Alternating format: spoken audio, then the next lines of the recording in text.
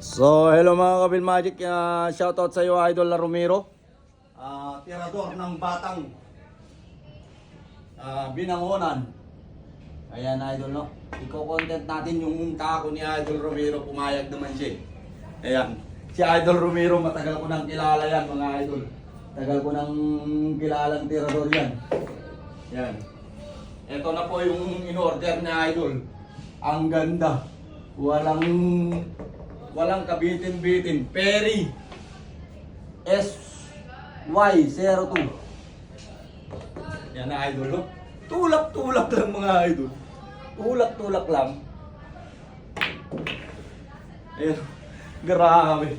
Medyo bilisan natin, Idol, kasi